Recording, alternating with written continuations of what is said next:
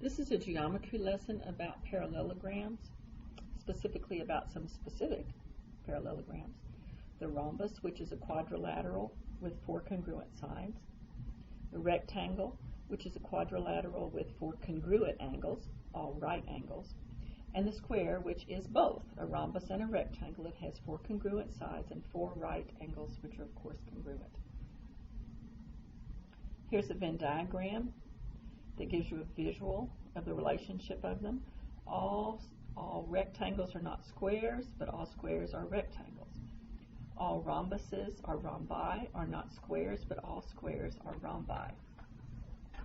Let's look at some of the characteristics of the rhombus. Start right here with this one. I have 2 lines that are perpendicular. I'm going to use them as diagonals, if it'll work, for my rhombus. When I look at it here, I say, all of the points of the vertices of the rhombus do occur on perpendicular lines. The diagonals of the 2 diagonals of the rhombus are perpendicular. We're demonstrating it here, of course. Okay, let's look at that. What if I deform this a bit? Squish it down. Look, as I move it, all 4 vertices stay on the perpendicular lines at all times. Their diagonals remain always perpendicular. Okay? Kind of, conceptually, gut reaction of why that happens. As we take away from one, we give to the other. As I change this, since they're all hinged together, when I take away from the one on the left, I give to the one on the right. And it's in an equal amount. The reason it's in an equal amount is because they're the same length. The reason this works is that they're the same length, so at the hinge, the angles will be same, and as we change it, it'll change the same, thus all the time keeping them on the lines. Well, now let's look at that's with regard to the diagonals. What about the angles? I look here. That looks bisected to me. Look where the blue diagonal hits its opposite vertices. That looks bisected to me. I wonder if it is. I think we could prove that. A little bit of sides and angles, all the S's and A's theorems. Remember that this is perpendicular, so this is always a right angle, and they are always right triangle. It's going to make things a lot easier to prove. We know that the opposite sides are the same, and we know that these angles are the same. After a while, you get yourself some corresponding angles, and you know that they are, the corresponding parts are congruent. Let's see, does this work on a rectangle? I don't know. A rectangle. Let's see. What if instead of a rhombus, I have a rectangle? So I'll just put them all on the, I'll put them all, I got 3 of them on the perpendicular lines, but maybe it's because I have it turned crooked. What if I do it this way? No, that doesn't work. No, it doesn't work. See, it doesn't work.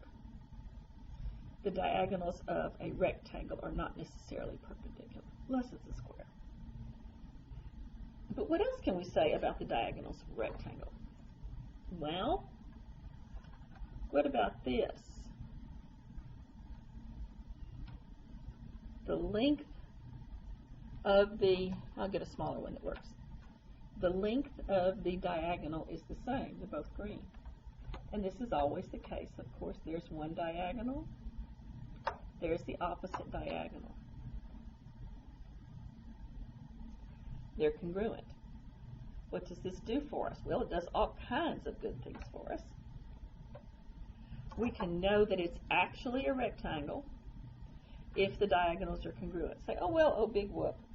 Yes, but when you're building a building, a big, tall, fancy building, and you want to make sure that the angle that the wall makes with the ground is perpendicular, this is a way to do it. We know from previous discussions that if it is perpendicular to the ground locally, that it'll be parallel to the flow of gravity locally, and it's going to be a lot less easy to fall down. It's going to be much more likely to stand up, which is what we want. So without it, we'll have to have a lot of steel and whatever. Over here on Bissonnet at Newcastle, they're building a building, and as I was watching it, I've seen what I've seen many times before. It looks like it's going to be about a 3 or 4 story building, and I'm sure they've got laser sights and all kinds of fancy equipment because it's going to be a pretty big building. But you know what they did? They did the old school, just in case, because I think we all know that sometimes the computer equipment, the electronic stuff, doesn't work quite right. And if you're building a expensive building, and it's really easy to figure out if it's a right angle by the old school way, then you do it, if for no other reason just to double check. And that's what they did. I saw they had put on wires to make an X. What are they doing?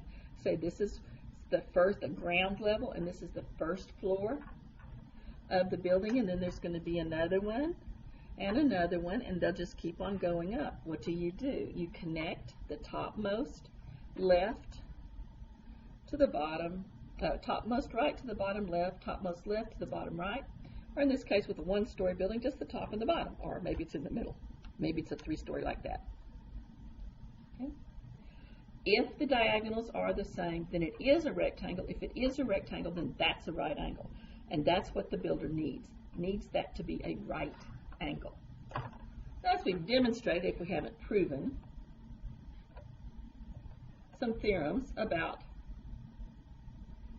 some parallelograms. Please make note of these. Pause and write them in your cipher.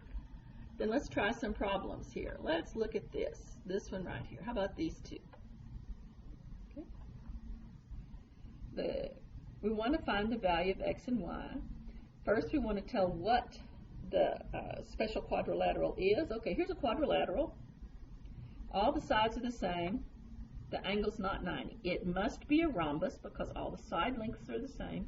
It must not also be a square because one of the angles is 104 degrees. All of the angles in a square have to be 90 degrees. Now, how are we going to find out the value of the variables? We know the opposite sides are congruent. 104, 104. Take away from 360 and divide by 2. And that'll give you the x equals 76. Y, the sides are equal, so y plus 8 equals 3y, or y equals 4. Down here, what is that? Well, it has 4 right angles, so it's at least a rectangle. But is it square? Yes, it is square. Even though we don't have side lengths, we know that it's square because the diagonals meet at a right angle.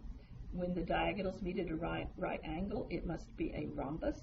So this is both a rhombus and a quadrilateral. It is a square. The other two here, give these a try, and I'll show you the answers. Pause it and work them. And then here are the answers to those two. Let's try some of these. What value of x will make the quadrilateral a parallelogram? If it's a parallelogram, they're going to be congruent. So that equals that. That'll give you the value of x. 5x plus 3 equals 7x minus 5. When you solve that, you see that x is 4. Go ahead and try the rest of these. Give them a go, and I'll show you the answers. Okay, and here's the answers to the first 4, first 3, and here's the answers to the last ones. Okay. And here endeth the lesson.